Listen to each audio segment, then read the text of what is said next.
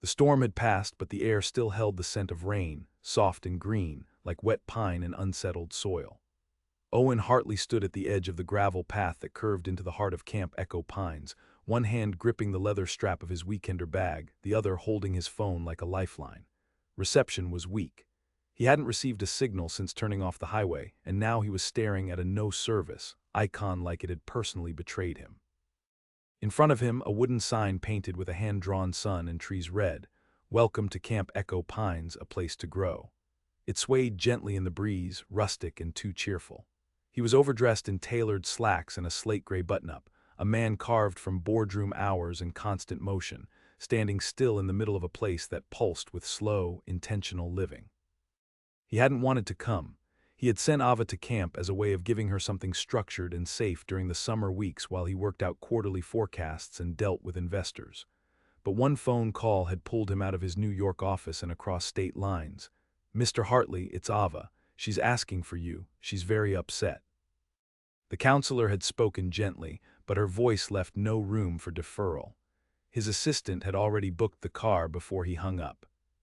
Now, as Owen made his way down the dirt path, past a row of cabins tucked between tall firs, the sound of laughter and splashing from the lake in the distance struck him as strange. This place felt like another planet, the kind of place where time didn't bend to business calls or mergers. "Mr. Hartley," a voice called out from the porch of the main cabin. He turned to see a woman descending the steps. She was in shorts and a faded camp t-shirt, her sun-streaked hair pulled into a loose braid. Her name tag read Nora. She walked with a quiet purpose, a kind of calm that made him feel even more out of place. "I'm Nora Bell," she said, extending her hand. "I called you." Owen shook it, her grip was firm, grounded. "Where is she?" "She's in the quiet room at the back of the Arts cabin. She cried herself to sleep about an hour ago." Something in his chest twisted. What happened? "She had a fight with her bunkmates. Some teasing got out of hand. It happens, but Ava took it harder than most. I don't think it's just about the girls." He started past her, but she placed a hand lightly on his arm. "Let her sleep a bit longer. You'll scare her if she wakes and finds you hovering." His jaw clenched, the tension radiating off him like static. "She called me." "She did, but what she might need isn't you swooping in like a rescue helicopter. She might just need her dad to sit next to her without fixing everything." Owen said nothing. He wasn't used to being told how to parent, let alone by a stranger in dusty sneakers. But something about her tone, firm but not judgmental, kept him from snapping back. Instead, he followed her to the porch and sat down in one of the wooden rocking chairs. She sat beside him, letting the silence settle. "You're not what I expected," she said after a while. "How so?" "Most parents who drive hours to pick up their kid would be pacing by now. You're still." "I'm only still because I don't know what to do." "That," she said, "is something worth listening to." They sat in silence until the sun dipped lower and the wind carried the sharp scent of wood smoke. A bell rang in the distance. Dinner. Kids began drifting toward the dining hall in groups, their chatter carried like birdsong across the camp. "Let me show you where she is," Nora said, standing. They walked toward the Arts cabin. Inside, it smelled like finger paints and old pine. Ava lay curled on a beanbag chair in the corner, her face blotchy, her eyes swollen. She hadn't heard them come in. "She was working on a collage earlier," Nora whispered. She used pieces from a fashion magazine, cut out tiny clothes and glued them to paper dolls. Owen's eyes scanned the small table. There it was, a chaotic, beautiful mess of glitter glue and clippings and a crayon drawing of a father holding hands with a little girl. His breath caught. "She told me you were always in a suit, that she pretends your suits are armor." He turned toward Nora, who met his eyes without flinching. "She doesn't need you to be perfect," she said softly. "She just needs you to see her." He nodded, it was all he could manage. Then he lowered himself to the floor beside his daughter, sat cross-legged, and waited for her to wake up. He didn't reach for his phone. He just stayed and listened to the quiet. Ava woke to the sound of a pencil scraping softly on paper. When she opened her eyes, her father was sitting near her, sketching something with one of the stubby pencils from the craft table. His suit jacket was off. His sleeves were rolled up. He looked almost relaxed. "Daddy," she said, voice raw. Owen turned, his face softening as he smiled. "Hey, kiddo." She sat up and wiped her eyes. "You came." "Of course I came." There was a pause, then she looked at the drawing in his hand. It was the same father-daughter image from her collage, only now the man wasn't in a suit. He was in jeans and a t-shirt, kneeling beside his daughter, holding out a daisy. "I wasn't mad at them just because they laughed at my drawing," she whispered. "I was mad because they said it looked like a fairy tale, and I knew you never wear jeans." Owen swallowed. "I could learn." Her eyes searched his. "Would you stay just for a few days? It's parent-kid weekend next week. Some of the parents are helping out." He hesitated. "I have meetings, deadlines." She nodded like she expected that. But something about her stillness, the same stillness he'd felt in Nora, struck him differently now. It wasn't passivity. It was the kind of strength you didn't see until you stopped trying to push past it. "I'll make a few calls," he said finally. "Maybe I can stay for a while." Ava's smile bloomed slow and unsure, like a flower testing sunlight for the first time. "Okay," she said, leaning into him. And Owen Hartley, CEO of Hartley & Co., held his daughter and realized he was entirely unprepared for the way silence could speak louder than words. The next morning came with the hush of early light filtering through trees, brushing the windows of cabin cedar with strokes of pale gold. Owen lay on a narrow bunk, the mattress thin, his back already regretting this arrangement, but he didn't move. Across the room, Ava's breathing was steady, her face soft in sleep. He hadn't seen her this peaceful in months, maybe longer. There was something disarming about this place, how the day didn't begin with alarms or emails, but with birdsong and the creak of trees in the breeze. He had slept in a pair of borrowed sweatpants from the camp's lost and found box, the Hartley dignity slightly bruised by the faded Camp Champ 2017 lettering across the thigh. Still, he hadn't changed out of them. He didn't even reach for his phone until he was outside, pacing behind the cabin. No signal again. It was an excuse, he realized, to stay disconnected, or at least to pretend he had no choice. By the time Ava woke, Nora was already outside the cabin, waiting with 2 paper cups of tea. One for her, one for him. She handed his over without a word, then crouched to greet Ava with a small smile and a question about breakfast options. Pancakes or oatmeal? "Pancakes," Ava said sleepily. "Maple syrup," Nora replied with a wink. "Made by an actual tree wizard, you in?" Ava giggled, "Totally." They walked toward the mess hall and Owen trailed behind, something easing in him as he watched his daughter's body language open under Nora's quiet presence. Not exuberant or overly nurturing, just attuned. She noticed without hovering, offered without pressing. A skill Owen didn't know he lacked until he saw it modeled so effortlessly.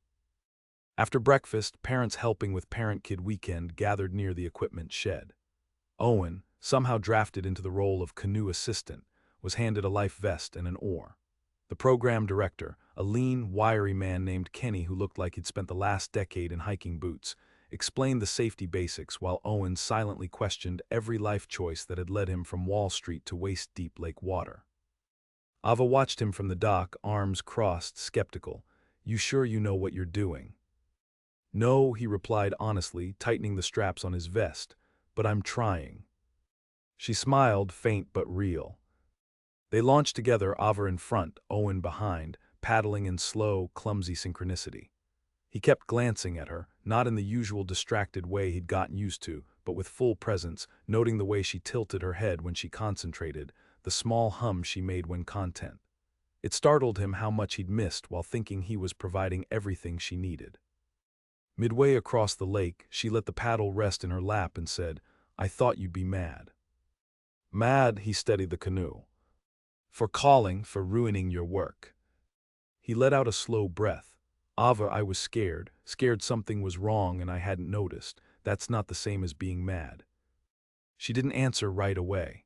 The lake held them in its silence, broken only by the rhythmic drip of water off the oars. "I don't know how to talk to you sometimes," she admitted. Owen felt the sting of truth in her voice. "Yeah," he said, "me neither." When they returned to shore, Nora was waiting with towels and peanut butter sandwiches wrapped in cloth napkins. She didn't ask how the canoe ride went. She just handed Owen his sandwich and nodded once, as if to say keep going. The rest of the afternoon passed in fragments: a nature walk where Ava identified birch bark with quiet pride, a tie-dye session that left Owen's hands stained purple, and a scavenger hunt where he discovered the true limits of his cardio. But through it all there were moments, unforced ones, when Ava slipped her hand into his without thinking, when she leaned on his shoulder during a storytelling circle, when they both laughed, really laughed, after watching a squirrel steal a camper's snack and do acrobatics to avoid capture. That evening, as stars began to surface through the canopy, there was a campfire by the water. Parents and kids gathered on logs and benches, the fire crackling as someone passed out marshmallows and chocolate squares. Nora took a seat beside Owen, a safe space between them, companionable and quiet. "She's blooming," she said, watching Ava chase fireflies near the dock. Owen followed her gaze. "She is. I don't know how I didn't see how much she needed this. Sometimes we can't see clearly from the middle. It's easier from the outside, or when we stop moving so fast." He didn't answer, but he didn't look away either. Later, after Ava went to bed, he found himself near the fire again, now only smoldering embers. Nora was there, poking the coals with a stick. "You stayed," she said without turning. "Yeah, I think I needed to." A pause stretched between them. "Do you ever get used to this?" he asked. "The pace, the slowness of it." "I think the slowness is the point," she said. "It's where kids and adults catch up to themselves." Owen glanced up at the night sky, heavy with stars that had always been there, just unseen beneath the glare of his city windows. "You're good with them," he said quietly, "with Ava." Nora finally turned to face him. "It's not magic, it's just paying attention, and letting them feel like they matter even when they're not doing something impressive." That struck him harder than he expected, because he had always praised Ava's grades, her achievements, her tidy projects, but rarely her being, her curiosity, her silence, her sadness. "I want to learn how to do that," he said. Nora smiled, but it wasn't patronizing, it was real. "Then stay a little longer." He nodded, and for the first time in a long while, Owen didn't feel like a CEO trying to keep everything afloat. He just felt like a father learning to see his daughter again. Rain came on the third day, not in sheets, but as a steady whisper, threading through the pine needles and dappling the wooden porch steps with dark circles. The campers had been shifted indoors, cabin doors left open to the sound of laughter and the occasional burst of shrieking from makeshift talent shows and board games. Inside the arts cabin, Ava sat cross-legged on the floor, focused on a clay sculpture that resembled a fox or maybe a dog, and Owen stood beside her, arms folded, lips twitching with something between confusion and admiration. "What is it?" he asked, leaning down. She gave him a side glance. "You can't tell." "I want to say a hedgehog." She didn't smile, but her eyes sparkled. "It's a fox, a mountain fox. I saw one near the woods this morning with Nora." Owen nodded. "Right, of course, I was testing you." She rolled her eyes in that preteen way that somehow still held affection. From across the room, Nora sat helping two younger campers untangle a box of embroidery thread, her head bent, hair falling across her cheek. Owen watched her without meaning to, drawn to the steadiness in her movements. She didn't rush them or take over. She just waited while their small fingers worked the knots out one by one. Later, while Ava ran off to join a game of indoor capture the flag, Owen stepped out into the misty quiet beneath the porch awning, where Nora was refilling the bird feeder that hung just beyond the railing. "You always this patient?" he asked. She smiled at the question but didn't look up. Patience isn't passive, it's just knowing when to stop trying to control what doesn't need controlling. He leaned against the post. "Sounds like something on a ceramic mug." "Maybe," she admitted, "but it's true." He studied her face, calm, smudged with flour from the morning's pancake chaos, a smattering of freckles more visible in the damp air. There was a groundedness to her he hadn't felt in a long time, or maybe ever. "You used to be a teacher, right?" he asked. Special Eid, she said, before my dad got sick. After he passed, I needed a reset. Came out here one summer to volunteer, stayed 3 years. That's a long summer. She chuckled. Turns out you can start over more than once. Owen was quiet, turning that over in his head. Nora gave him a look, not prying, just open. What about you? When was your last reset? He considered lying or dodging with a joke, but something about the question and the space she left around it pulled the truth to the surface. My wife left when Ava was 6, said I loved the company more than I loved anything else. I thought she was just angry. Then one day, I looked around and realized she was right. There was no pity in Nora's expression, only listening. And Ava, she asked gently. She stayed and I tried to be 2 people, but mostly I just made everything more efficient. Schedules, tutors, camps, goals. I turned her life into a checklist of improvement. He looked down at his hands. I didn't know I was hurting her. Nora didn't offer comfort. She didn't interrupt the discomfort either. She let it stretch between them until the rain eased and a single bird chirped from the feeder, brave and unbothered. Now you know, she said. He met her eyes, and for a moment the air between them felt warm despite the weather. Not romantic, not yet, but something human, something unarmored. That evening the campers put on a skit in the main hall, and Owen sat cross-legged on the floor while Ava played the role of a forest creature who offered magical advice to lost travelers. Her final line, "Sometimes you don't need a map. You just need to stop running from where you already are," drew laughter from the adults, but Owen didn't laugh. He felt it like a small arrow to the chest. Afterward, while other parents trickled out, Nora stayed behind to help clean the stage. Owen offered to help too, and before long they were stacking props and folding chairs together in easy rhythm. "Your daughter's got something special," Nora said. "She gets it from her mom." Nora looked over at him. "Maybe, but she's learning something from you now too." He smiled softly, like how to misquote fairy tales. "No, like how to stay." They worked in silence for a while, until the room was empty and the lights dimmed low.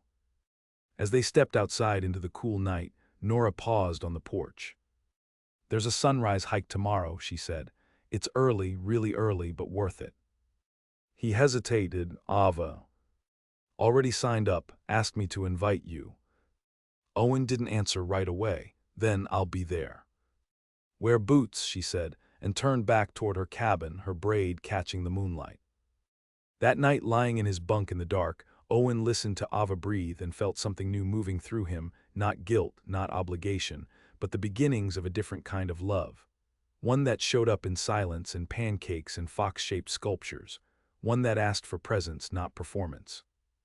And he wondered, not for the first time, how many parts of himself he'd left behind in boardrooms and airports, and whether he could get any of them back. He didn't sleep much, but for once that felt okay. Dawn broke slow and pale over Camp Echo Pines, the sky blushing faintly where the treetops met the horizon. The air was sharp with dew and the clean, cold promise of a day not yet spoiled. Owen stood outside cabin cedar, hands stuffed into the pockets of his fleece jacket, watching the gravel path that curved toward the woods. He wasn't used to this kind of quiet before the world started moving, a quiet that asked nothing of him, only that he stand still and notice. Ava appeared beside him, her face flushed from sleep and a wool hat pulled low over her ears. She didn't say much, just gave him a nod and a small, shy grin, the kind that had vanished from her face in the city months ago. She offered him a piece of granola bar and they walked together, following the line of early risers toward the trailhead. Nora was there, already speaking softly to a cluster of kids and a few other parents, her breath clouding the air. When she saw Owen and Ava, her smile deepened, not showy or expectant, just there, like it had been waiting for them to arrive. They began the climb in silence, boots crunching on frost-hardened leaves, the sky growing lighter with every turn of the trail. It was a steady incline, nothing brutal, but enough to warm the body and quiet the mind. Owen had never hiked a day in his life before this week.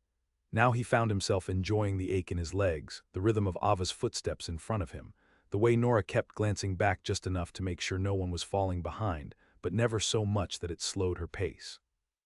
When they reached the overlook, a rocky clearing at the summit that gave way to an endless stretch of forest and water. Stitched with the first gold of sunrise, everyone fell silent. Ava sat cross-legged on a large boulder, her cheeks pink, eyes wide. Owen stood beside her, wind tugging at his jacket, the cold biting through his sleeves. But inside, something else was warming. He looked over at Nora, who was standing a little apart, arms folded. Her face turned toward the horizon like she'd seen this view 100 times and still hadn't tired of it. He stepped closer. "You do this a lot." "Every week," she said. "It reminds me how small everything else is." Small. The stuff that feels huge in your head. Mistakes, regrets, emails, missed appointments. You stand up here and it's like the world shrinks them down to size. Owen looked out over the expanse. The lake glinted below, a mirror for the sky. "I think I've been measuring everything by the wrong scale."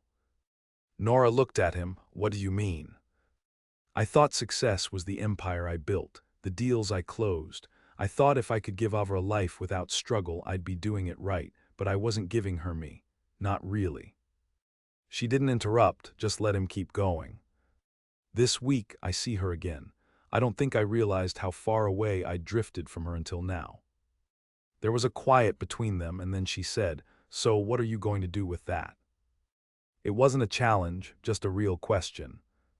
Owen thought for a moment, then glanced back at Ava, who was now drawing in the frost with her fingertip, entirely in her own world.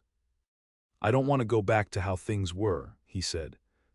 Nora nodded slowly. Good, because she won't either. They hiked back down as the sun rose higher, and the camp stirred with life.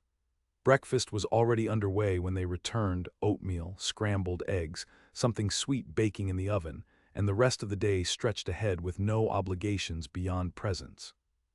Later, Owen found himself kneeling in the dirt by the garden beds, helping Ava and a few others plant early kale. She showed him how to loosen the soil gently around the roots, how to water just enough without drowning it. Her hands were dirty and nimble, and she seemed entirely content. He realized he hadn't checked his phone in 2 days. When the afternoon rain rolled in again, they ducked into the wrecked cabin, where campers played cards and built marble runs and draped themselves over beanbags with comic books. Nora was helping someone restring a guitar with missing tuning pegs. Owen sat with Ava and played a long, fumbling game of checkers that she somehow always won.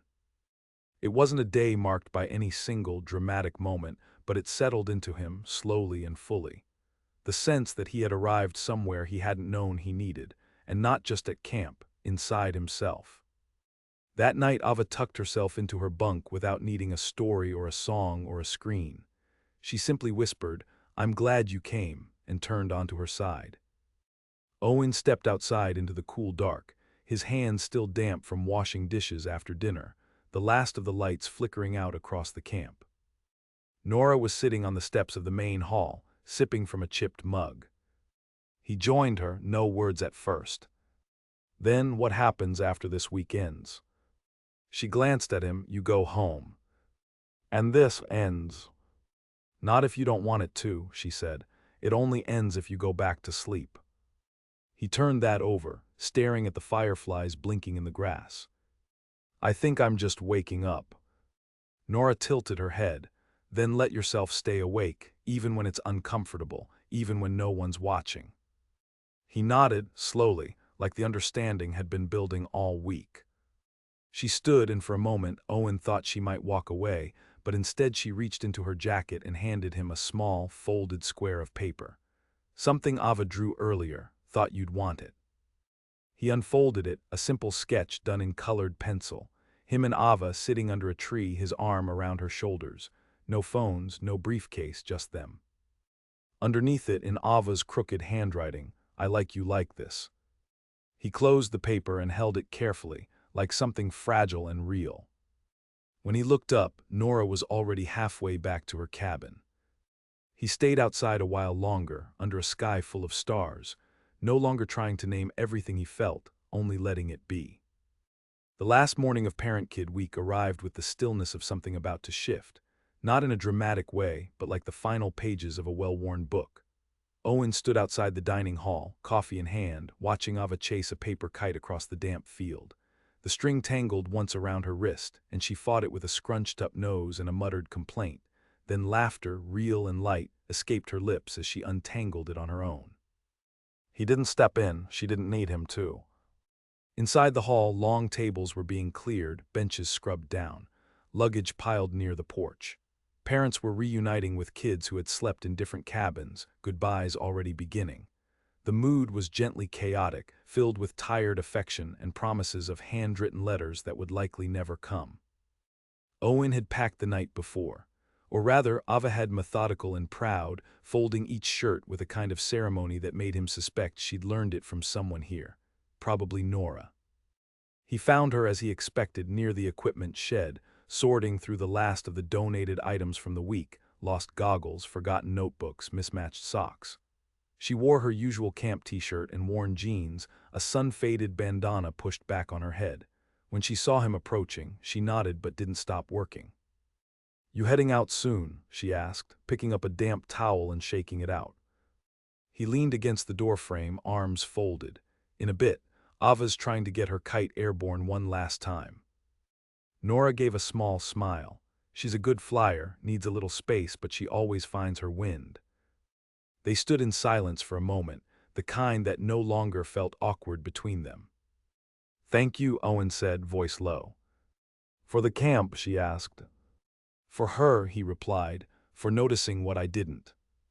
Nora didn't brush it off. She accepted it with a slight nod, then bent to place a stray bandana into the lost and found bin. "You noticed, eventually. That matters more than being first." He watched her work, the quiet efficiency, the way she let her hands move with purpose but never rush. He admired that about her, not just her ease with children, but the steadiness she brought to every corner she entered. "You ever think about leaving this place?" he asked. She paused, then straightened. "Sometimes, but every time I try, I realize I'm not done here yet. There's something about the slowness of it, the repetition, watching people become who they didn't know they could be." He nodded, then looked down at his boots. "I've been thinking about change too, real change." She tilted her head. "You mean quitting everything and buying a canoe?" He laughed, "Maybe not that drastic, but I don't want to go back to the version of me I left behind when I drove up here." Nora leaned against the shed beside him, folding her arms. "So don't." "It's not that simple." "It is actually," she said. "Hard, yes, but simple." He looked at her then, really looked, the lines around her eyes from sun and laughter, the strength in her voice, the way she didn't offer false promises or tidy endings. She just stood beside him, steady. "I don't know what comes next," he admitted. Nora's smile was small but real. "You don't need to, you just need to show up for it." Ava came running up the path, her cheeks pink, a wide grin stretching her face. "Dad, I got it to loop, twice." "That's amazing," Owen said, kneeling to match her height. "You proud of it?" She nodded so hard her hat nearly fell off. "Can I keep it, the kite?" "Absolutely." She turned and raced toward the cabin to grab her backpack, leaving father and counselor once more in quiet. "I gave notice," Owen said after a beat. Nora raised an eyebrow. "To my board, I'm stepping back. I don't know how much yet, but enough to start being present. Enough to figure out what I've been missing." There was a pause before she replied, "That's going to change her life." He nodded. "I hope it changes mine too." "You know," she said, her voice softer now, "this place doesn't only need kids." He looked over. "We run adult retreats in the fall, groups who need quiet, solitude, or just time to relearn who they are. Sometimes we even need someone to help fix up the cabins, do a little woodworking, maybe teach kids how to hold a paddle without flipping the canoe." Owen smiled. "That sounds suspiciously like a job offer." "It's more like an invitation," she said. "You don't have to answer now." He didn't, not in words, but he held her gaze for a long moment, and something passed between them that felt like an agreement, not of timing or roles, but of understanding, of shared space somewhere down the line. The car ride back to the city was quiet in the best way.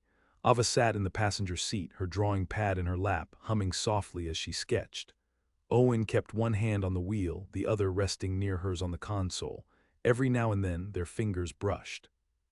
As they crossed the bridge into the edges of Manhattan, the skyline rose like a familiar stranger.